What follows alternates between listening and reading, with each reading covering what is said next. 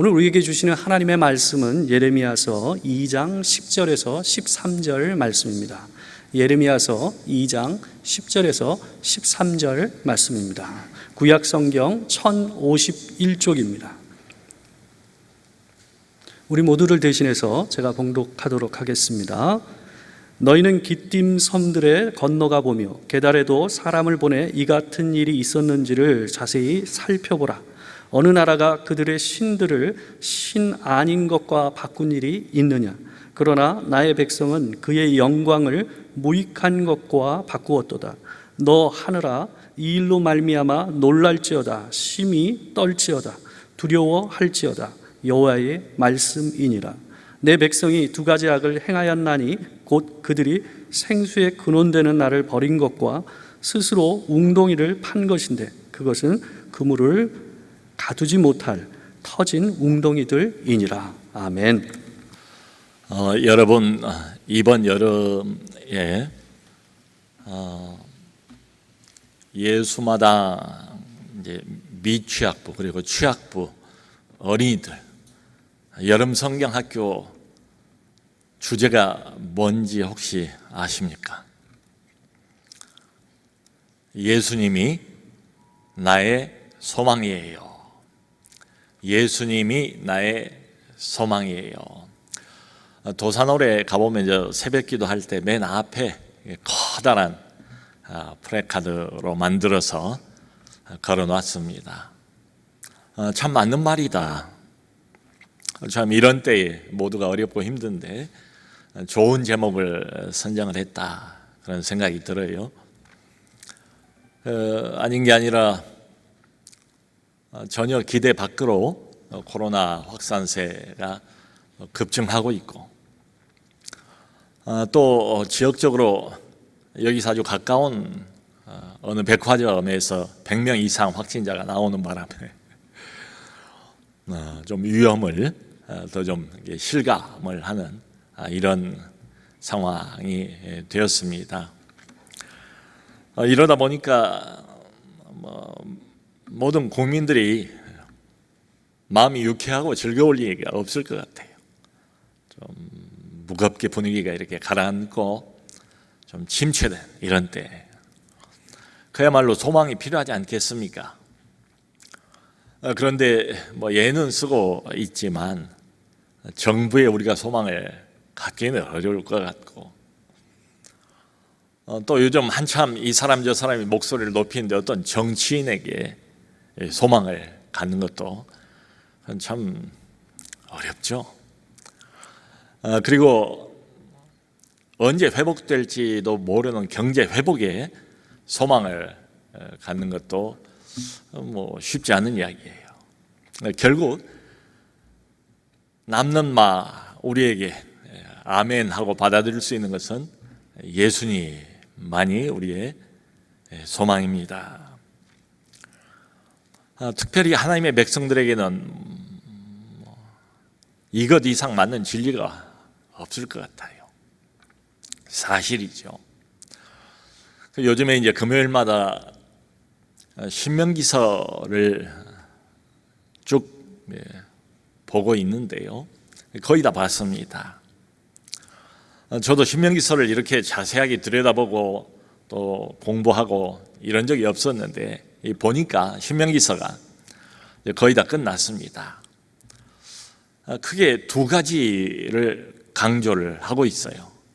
하나는 우리를 향한 하나님의 끝없는 사랑, 또 하나는 그런 하나님을 향한 인간들의 끝없는 배반, 이 두 가지가 맞물려서 함께 가고 있습니다.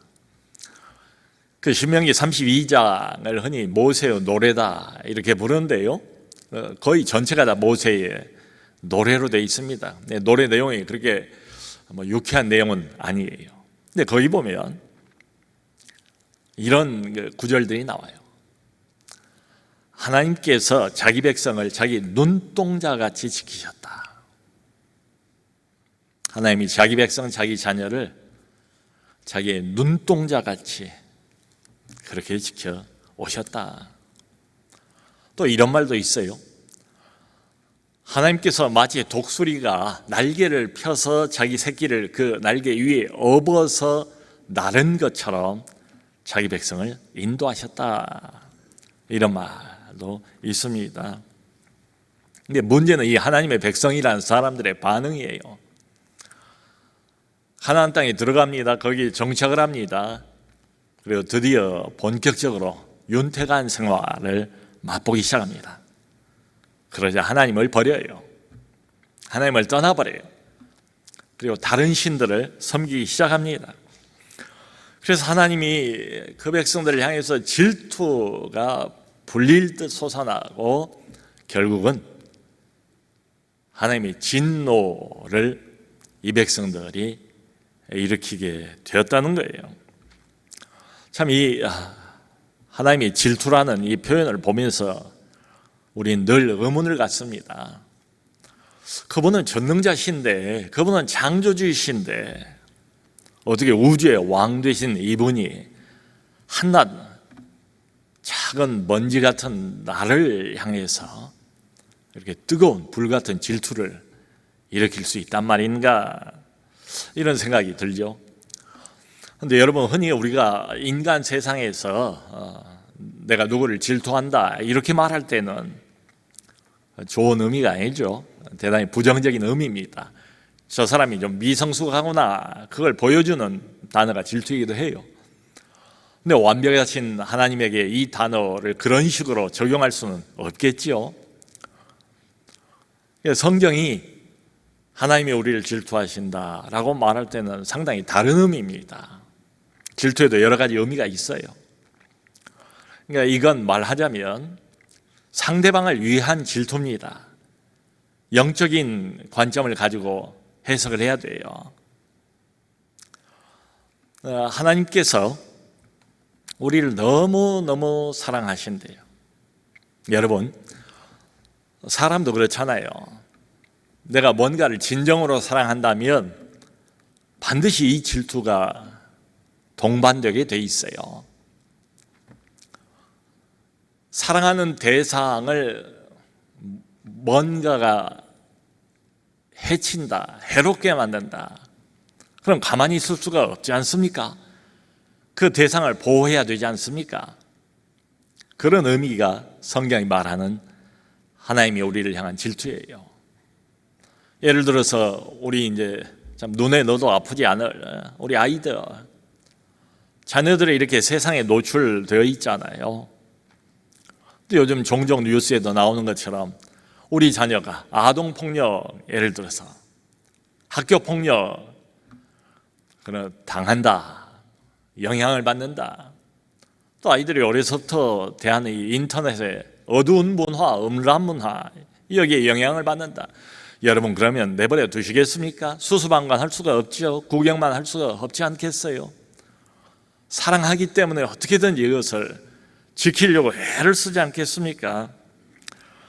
하나님의 질투도 이와 마찬가지입니다.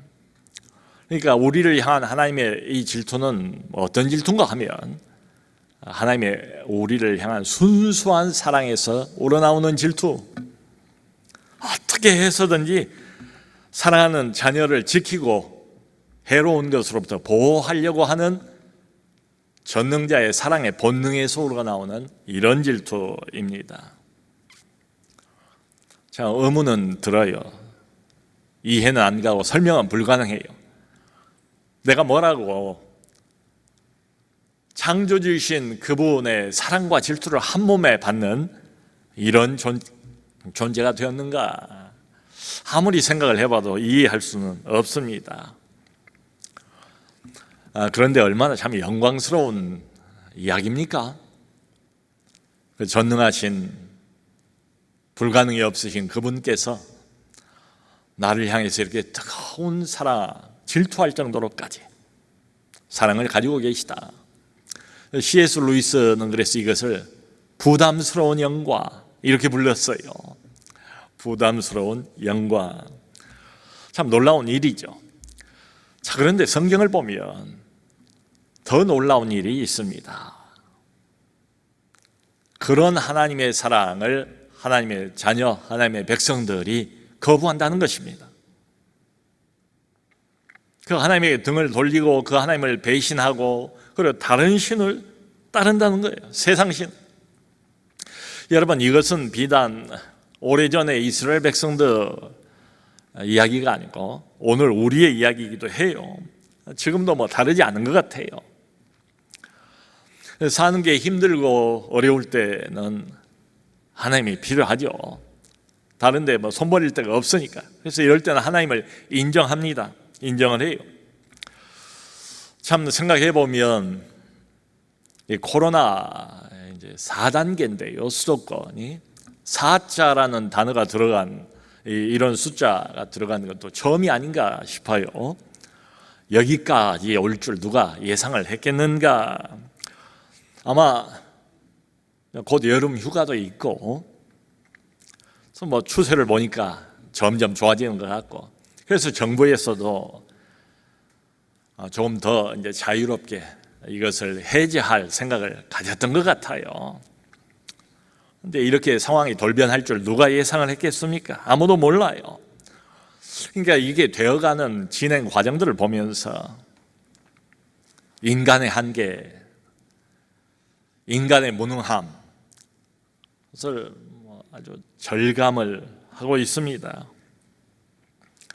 지금이야말로 두 손 들고 하나님 앞에 나오지 않을 수가 없는 때입니다. 여러분, 현재까지 전 세계에서 이 코로나로 인해서 사망한 사람들 숫자가 400만 명이 넘었습니다. 제법 커다란 도시 하나가 완전히 1년 반 사이에 사라져버린 이런 셈이에요. 이렇게 코로나 사태가 길어질 줄 아마 아무도 몰랐을 겁니다. 지금도 몰라요. 백신도 나오고 열심히 백신도 맞고 이제는 상황이 좀 나아지는가 보다 했는데 또 듣도 보도 못한 델타 바이러스 변이라는 게 나와서 마치 최첨단의 의학이나 백신을 비웃고 멀찌감치 우리를 떨어뜨려 놓고 앞장서 도망가는 것처럼 그런 지금 형국입니다. 인간의 유한함. 사실은 인간이 온 세상을 다스리는 것처럼 생각을 했는데 사람이 못할 일이 무엇이 있겠습니까?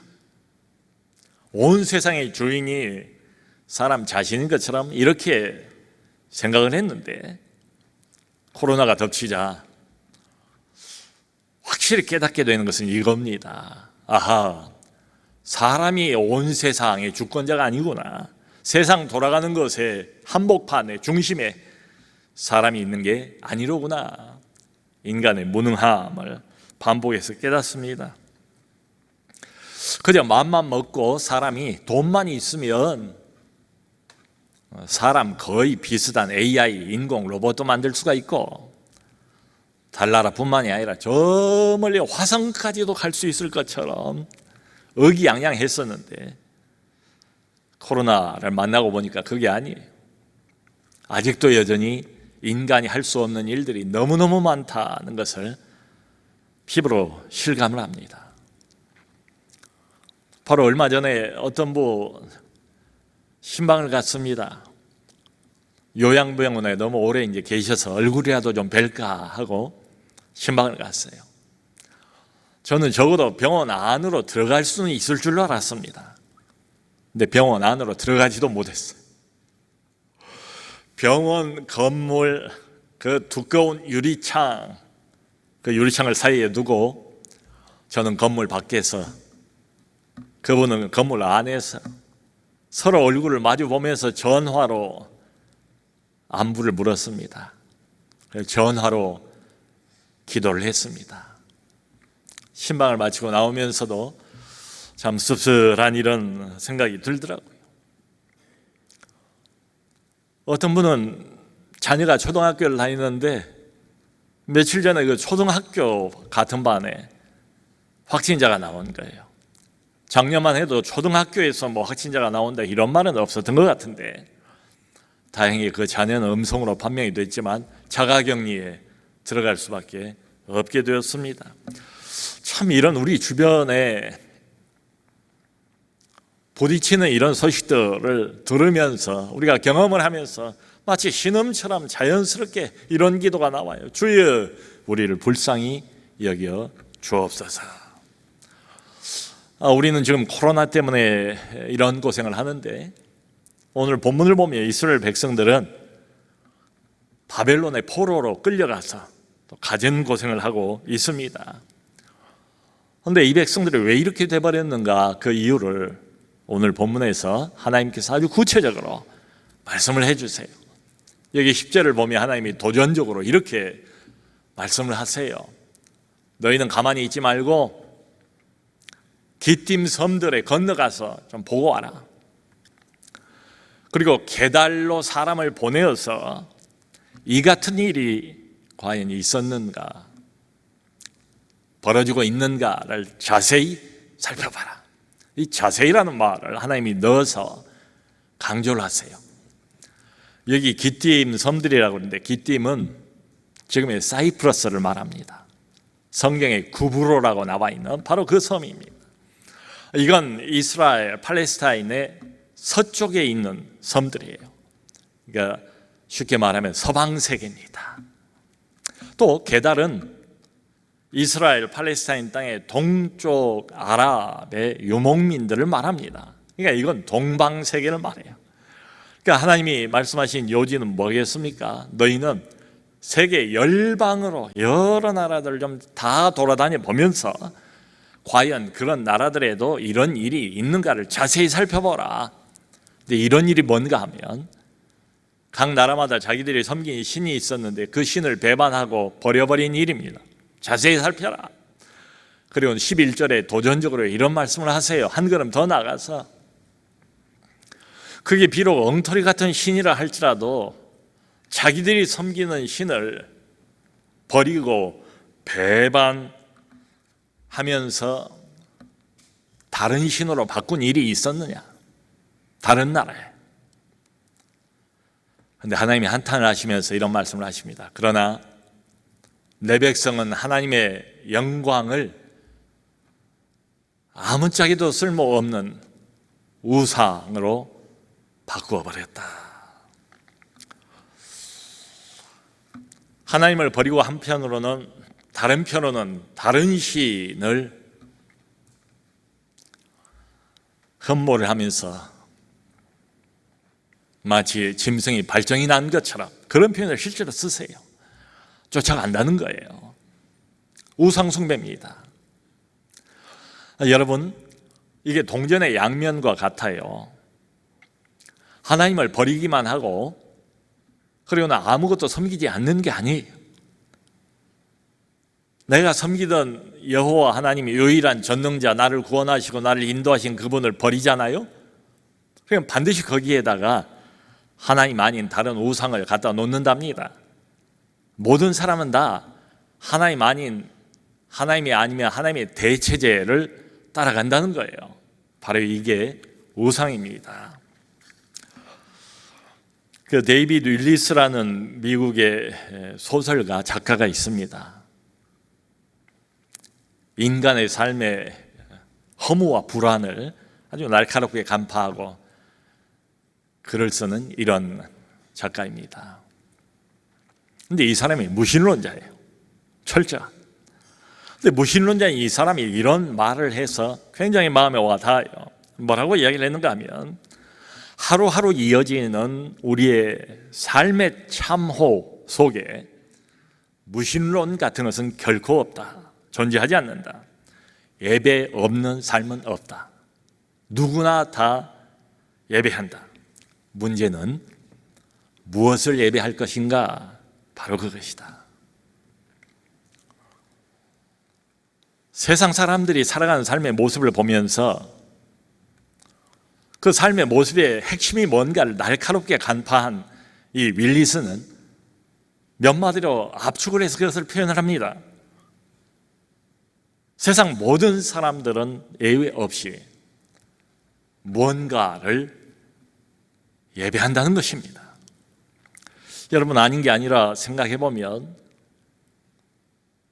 정치인들은 정치 권력을 예배합니다. 사업가는 사업의 성공을 예배하지요. 연예인들은 사람들의 평판과 인기라는 것을 예배합니다. 또 코로나19와 같은 이런 상황에서는 많은 사람들이 건강을 예배할 것 같아요. 또 어떤 사람들은 장래가 불투명하니까 장래의 안정을 예배하는 이런 사람들도 많지 않겠는가? 여러분, 이 모든 것들이 다 나름대로 명분이 있지 않습니까? 명분이 있는 것들을 예배해요. 네, 사실은 윌리스에 의하면 이 모든 것은 다 우상이라는 거예요. 모든 사람들은 그래서 우상을 예배하고 있다. 그게 이 작가가 지적하고 싶은 말이에요. 왜냐하면 우상이라는 게 뭡니까? 우상은 내 마음을 지배하고 있는 그 무엇이에요? 내가 최고의 의미와 가치를 부여하고 있는 그 무엇, 그게 바로 우상입니다. 근데 문제는 이런 현대인들이 섬기고 있는 이 우상 숭배 결과입니다. 결과가 어떻게 되는가? 절대로 해피엔딩으로 끝나지 않는다. 불안과 두려움, 그래서 술과 마약으로 끝이 난다는 거예요. 원하는 것을 얻기 위한 부패와 부도덕, 그래도 얻지 못함으로 시기와 분노로 끝이 난다는 거예요. 결국은 어떻게 되는가? 영혼의 황무함을 피할 수가 없다. 그러면서 이 작가가 아주 기가 막힌 말을 해요. 왜 이런 우상을 예배하며 쫓아가면 그 결말이 이렇게 비참해질 수밖에 없는가? 그 이유를 이렇게 말합니다. 우리가 무엇을 예배하든 결국은 그것의 산채로 삼켜질 수밖에 없기 때문이다. 무엇을 예배하든 결국은 그것의 산채로 삼켜질 수밖에 없기 때문이다. 여러분, 이런 말이 있지 않습니까? 술에 관해서 처음에는 사람이 술을 마십니다. 나중에는 술이 사람을 먹어버려요. 그런 것처럼 좋은 것 줄 알았는데, 나를 행복하게 만들 줄 줄로 알았는데 그것을 예배하고 섬기고 집착하다가 결국은 헛된 우상에게 완전히 삼켜져 버리는 이런 현대인의 운명을 날카롭게 지적을 하고 있습니다. 여러분, 우리 대한민국도 참 생각해 보면 전례 없는 풍요로운 시대를 맞이하고 있지 않습니까? 근데 어느 사상가가 이런 말을 해요. 참 이 말이 와닿아요. 근데 이상하기도 정말 풍요로운데 풍요 한복판에 감돌고 있는 이상한 우울이 있다는 거예요. 풍요 한복판 먹고 마시고 쓰고 즐기고 정말 풍요로운 사회가 됐는데 이상한 것은 이 풍요의 한복판에 항상 이해할 수 없는 우울이 존재하고 있다. 여러분 생각해 보세요. 만일에 하나님이 존재하지 않는다면, 그리고 각자가 절대 자유를 추구한다면 어떻게 될까? 세상이. 요즘 트렌드가 자아 실현 아닙니까? 자기 성취 아닙니까? 너도 나도 이 자아 실현과 자기 성취를 최고의 가치로 알고 살아간다면 어떻게 될까? 그럼 결국은 그걸 위해서 절제되지 못하는 우리의 욕망이 내 삶을 파멸시켜버리고 붕괴시켜버리고 말지 않겠는가?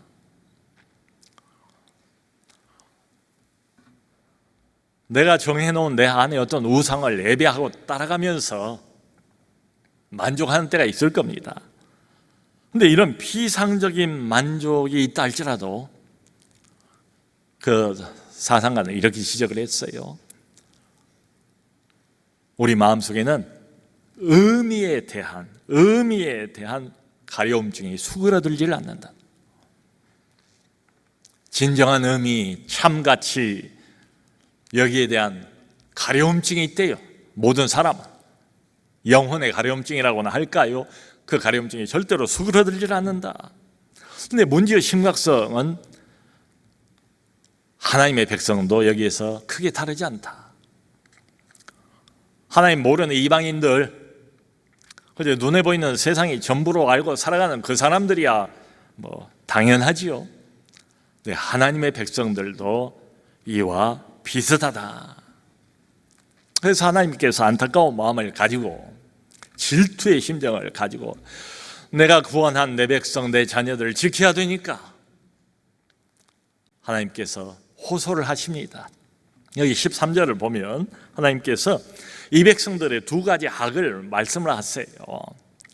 첫째는 생수의 근원인 나를 버린 것과, 그게 우선입니다. 생수의 근원이래. 하나님이 그 하나님을 버렸어요.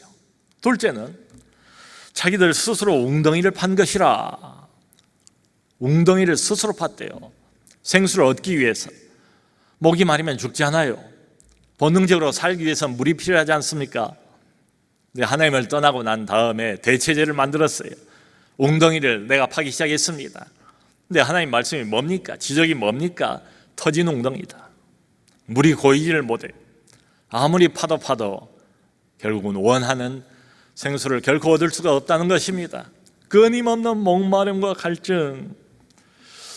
여러분, 많은 사람들이 예배하고 따라가고 있는 이 우상들, 거짓신들입니다. 현대판 거짓신들은 하나님이 누누이 강조해서 말씀하십니다. 결코 우리에게 참 만족 주지 못합니다. 우상은 결코 약속했던 것을 주지를 않습니다.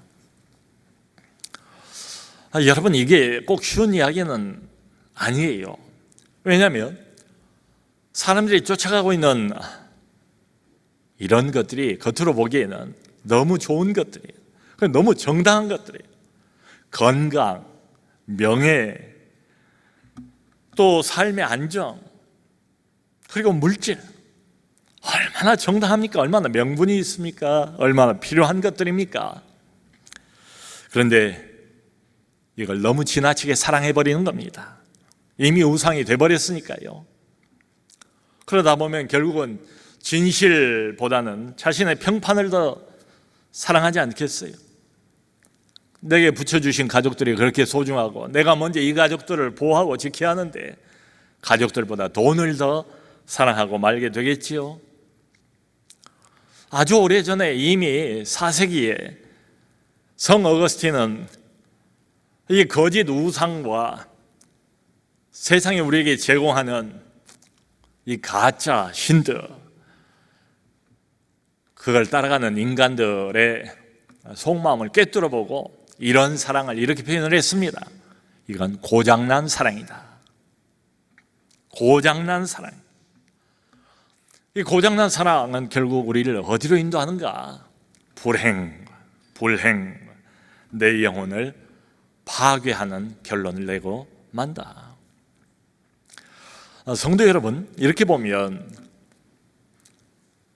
지금 이 시대의 이스라엘 백성들처럼 과거 구약에 나와 있는 것처럼 그런 우상은 없는 것처럼 생각할 수도 있어요.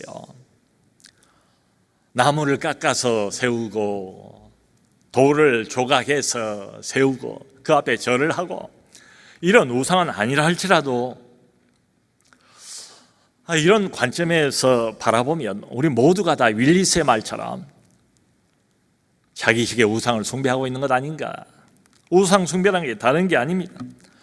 하나님 아닌 다른 것 위에 우리의 삶을 올려놓는 것, 이게 바로 우상 숭배예요. 근데 이 세상에 그 어떤 것도 어떤 우상도 사람들에게 참 행복을 줄 수는 없습니다. 참 만족을 주지도 못합니다. 여러분, 우리가 인생을 살아가면서 이렇게 쓰라린 경험들이 있지 않습니까? 씁쓸한 경험들이 있지 않습니까? 그러면서도 이것을 떠나지를 못해요. 우리의 행복이라는 것은 우리가 갖게 되는 외적인 어떤 소유에 있는 것이 아니다. 이걸 거듭 반복의 소리는 교훈을 받습니다. 그래서 그걸 뿌리치기가 쉽진 않아요. 그러면 그거 말고 내면 세계로 눈을 돌려볼까? 인간이 또 취해볼 수 있는 어떤 내적인 조건화, 여기에 참 행복, 거기에 생수가 있는 것도 아니에요. 요즘 같은 코로나19 시대에 뭐 자칫 잘못하면 우울감 갖기도 쉽고 어두운 생각 갖기도 쉬운데 긍정적인 사고방식, 적극적인 사고방식, 나는 할 수 있다는 사고방식, 좀 뭔가 세상을 밝게 보고 미래를 좀 밝게 보는 이 사고방식의 변형, 이런 내적인 조건화, 마인드 컨트롤, 자기 자신을 믿고 자기가 믿는 신념을 믿는 좀 더 씩씩한 이런 생각이 이런 어려움들을 이기게 해줄까? 그것도 아니. 그 미국의 개혁주의 목사 중에 마이클 호튼이라는 사람이 있어요. 그 사람이 그리스도 없는 기독교라는 제목의 참 읽을 만한 책을 썼습니다. 근데 그 책에서 호튼이 아주 미국제 복음주의, 바다바른 미국제 복음주의를 아주 호되게 비평을 합니다. 이 미국제 복음주의가 성경의 기독교를 심리 치료적인 기독교로 바꿔놔버렸대요. 전락시켜버렸대요. 성경에 계시는 살아계신 하나님을 그저 나를 위한 하나님으로 전락시켜버리고 말았다 하면서 이런 말을 합니다. 나 자신을 좀 더 낮게 느끼게 해주는 그런 하나님, 요즘 뭐 필링이 대세 아닙니까? 감성이 대세 아닙니까? 그래서 나에 대해서 좀 더 나은 기분을 주시는 그런 하나님, 좀 더 만족할 만한 자아상을 주시는 그런 하나님, 나의 자아 실현과 자기 성취를 도와주시는 그런 하나님, 가능케 하는 하나님, 이 성경의 객관적인 하나님을 밀어내버리고 모든 것을 나를 중심으로 재편성해 놓았다, 이런 비판을 합니다. 여러분, 성경을 읽어보면 오늘 본문도 그렇고 구약도 신약도 성경 전체 66권이 다 똑같은 한 가지 이야기를 하지 않습니까? 성경이 강조하는 것은 어찌 보면 이 한 가지인 것 같아요. 근데 그 한 가지가 진심으로 깨닫기도 쉽지가 않고 더군다나 내 삶에서 그대로 실천하는 게 더더군다나 어렵고, 그게 뭔가? 하나님 없이는 참 행복이 없다. 하나님을 우리 삶의 중심에 두지 않는 한 참 만족은 없다, 이 이야기 아니겠어요? 오늘 본문도. 근데 우리 주변에 우리를 유혹하고 있는, 우리가 따라가고 있는 이 현대판 웅덩이들 마치 마약과 같습니다. 자꾸 거기에 집착하게 하거든요. 이걸 끊어버리면 금단 현상이 금방 또 옵니다. 내 아무리 쫓아가 봐도 윌리스의 말처럼 거기에 결코 생수는 없습니다. 만족은 없습니다. 끝없는 갈증 결코 채울 수가 없습니다. 고단한 삶에서 그런 우상들이 결코 우리를 구할 수가 없습니다. 결국 하나님 말씀은 이거예요. 정답은 이미 따로 있는데 너희는 어찌 엉뚱한 데서 얻을 수 없는 것을 찾아서 헤매고 있는가?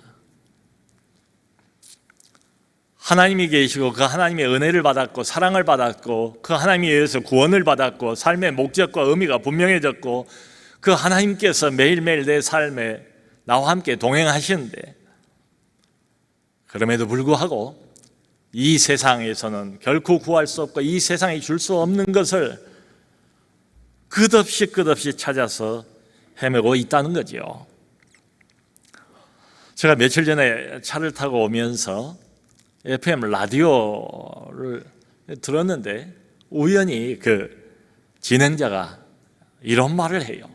제가 듣고 그렇구나, 정말 일반적으로 세상 사람들도 이걸 알고는 있구나. 세상 그 어떤 것도 우리에게 정답을 주지 못한다는 거. 세상이 왜 이 모양 이 지경인가? 내 인생이 왜 이렇게 참 만족이 없는가? 내 마음이 왜 이렇게 비참한가? 그 사실은 알고 있는데 정답과 해결책은 잘 모르는 것 같아요. 그 진행자가 이런 말을 하더라고요. 가장 위험한 것은 다른 사람들 뒤를 무턱대고 쫓아다니는 것입니다. 그들이 어디로 가는지도 모르면서 따라가다가 우르르 낭떠러지로 함께 떨어질 수도 있기 때문입니다. 모든 세상 사람들이 쫓아가는 그 길, 좋아 보이는 길, 자체로는 명분이 있는 길, 넓은 길입니다. 별 생각 없이 무턱대고 많은 사람들이 가기 때문에 나도 그 길을 쫓아서 사람들과 함께 가다가 어느 날 갑자기 인생 전체가 낭떠러지 밑으로 떨어질 수도 있다. 떨어질 수도 있다. 안 믿는 세상 사람들도 이건 알고 있구나. 여러분, 1년 반 동안 코로나가 시작된 이후로 우리의 일상이라는 게 스톱이 되어버렸습니다. 지금 이 상황을 보면 하나님께서 꽤 오래 이것을 끌고 가시지 않을까, 금방 해결해 주실 것 같지가 않아요. 그러니까 우리가 이 코로나의 종식을 위해서 계속해서 기도는 해야 되겠습니다만은 그저 주여 빨리 이 고통에서 벗어나게 하여 주옵소서, 종식시켜 주옵소서, 이렇게 기도하는 것만이 능사가 아니지 않겠는가? 좀 뭔가 이제야말로